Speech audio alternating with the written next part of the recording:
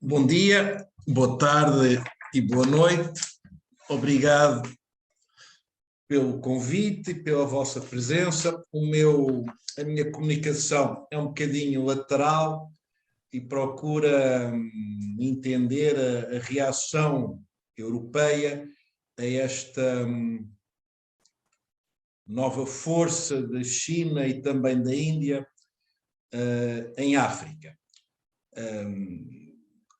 Como é sabido, a Europa teve o papel fundamental na colonização e depois, obviamente, na descolonização, mas a partir do final da Guerra Fria houve um certo adormecimento em termos da Europa face à África.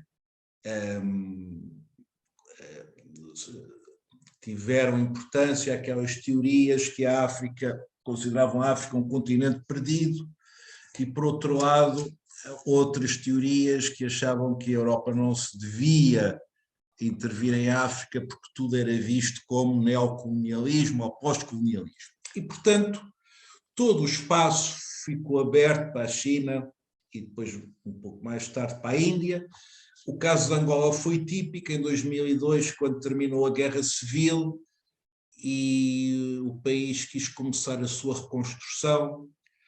Teve extremas dificuldades em obter interesse por parte das organizações internacionais dominadas pelos Estados Unidos e pela Europa, e por essa razão, talvez, haverá também outras, acabou por abrir o país à China, estabelecendo uma relação preferencial entre Angola e a China, que até hoje perdura e tem tido os seus altos e baixos e agora está numa fase de reapreciação.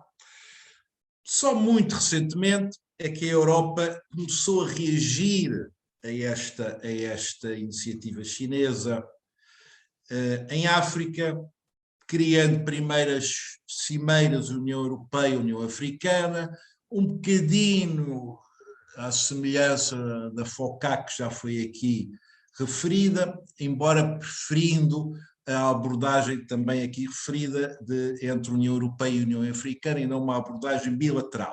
Estas cimeiras habitualmente, e a sexta cimeira realizou-se em fevereiro passado, costumam ser o que se chama shop talks, isto é, as pessoas encontram-se e falam, mas não costumam ter resultados assinaláveis. A sensação, que, pelo menos a parte africana, no final das cimeiras é sempre de desilusão ou decepção.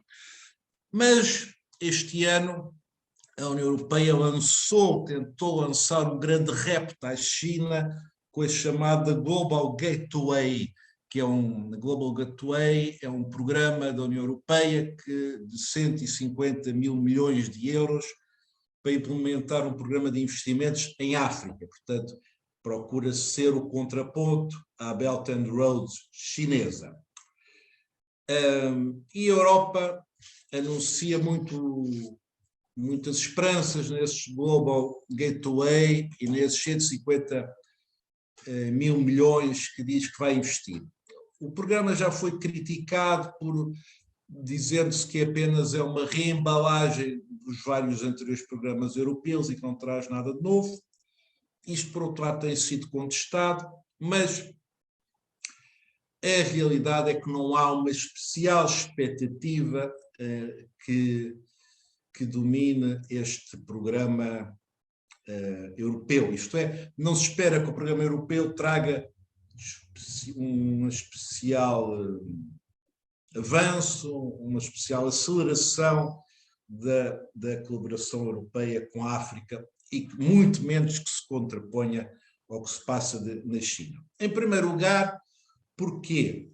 Por duas razões essenciais. Os programas europeus e os programas ocidentais, de um modo geral, têm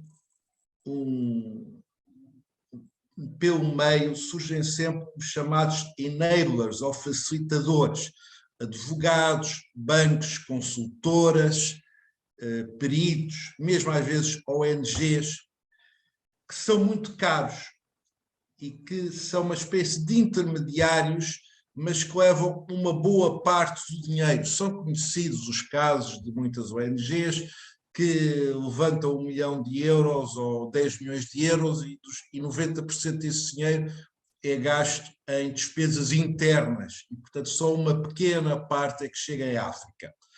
A questão com os advogados ou com os consultores económicos acaba por não ser muito diferente.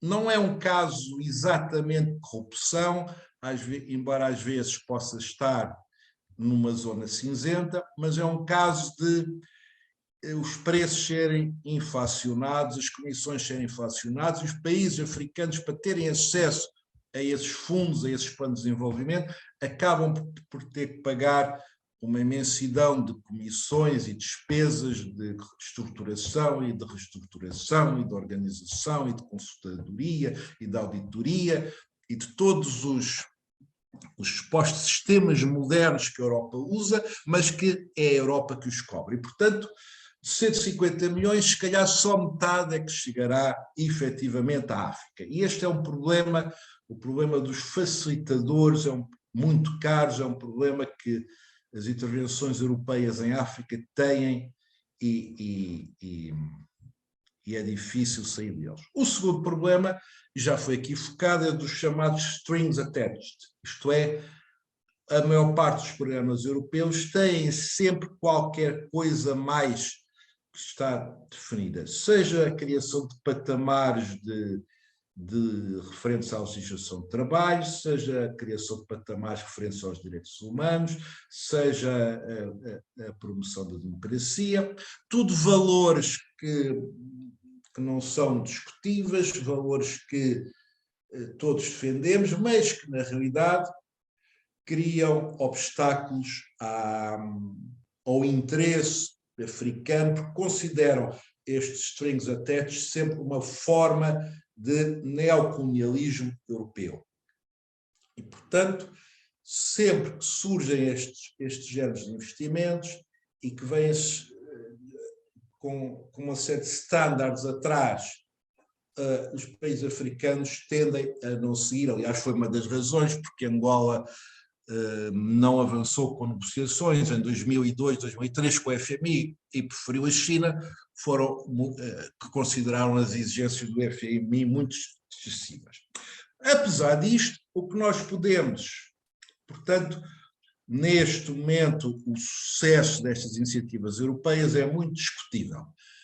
O que nós podemos, em todo o caso, encontrar como principal tendência é o que chamaria uma chinesização, ou sinização, para usar o termo mais antigo, sinização, da política europeia face à África.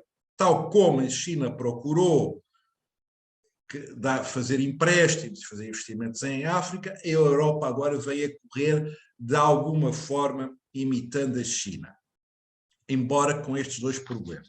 Mas, ao mesmo tempo, e esta é uma coisa curiosa, há também uma europeização da atividade chinesa em África.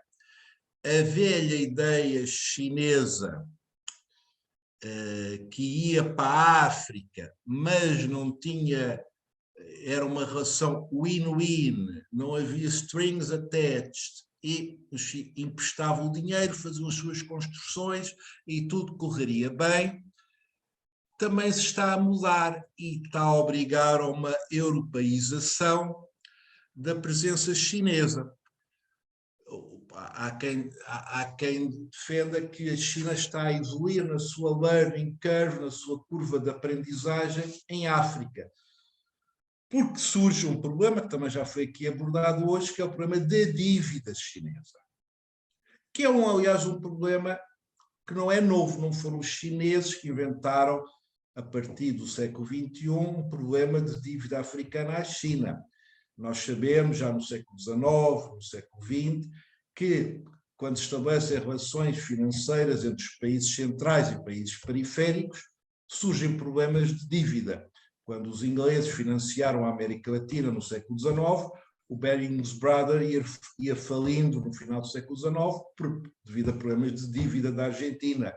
No século XX, o problema da dívida da África ao Ocidente, nos anos 80, foi um dos problemas que ocupou muita boa parte da política externa. Portanto, haver no século XXI um problema de dívida africana à China acaba por não ser novo na relação periferia-centro. O que é novo é que, aparentemente, a China não estava à espera de ter o problema que o Ocidente teve no passado, o problema da dívida chinesa. E qual é que é a solução? É precisamente a europeização da aproximação chinesa em África. Em primeiro lugar, os chineses vão ter que entrar na habitual reestruturação, perdão de dívida, nova reestruturação, isto é, vão buscar as soluções que a Europa já deu no século XIX e que os Estados Unidos deram no século XX, o famoso Plano Bradley. Os chineses estão a começar a adotar algo semelhante. Percebem que têm que negociar, nos casos têm que perdoar dívida, nos casos têm que prolongar dívida. Portanto, acaba por não ser muito diferente do que aquilo que a Europa fez.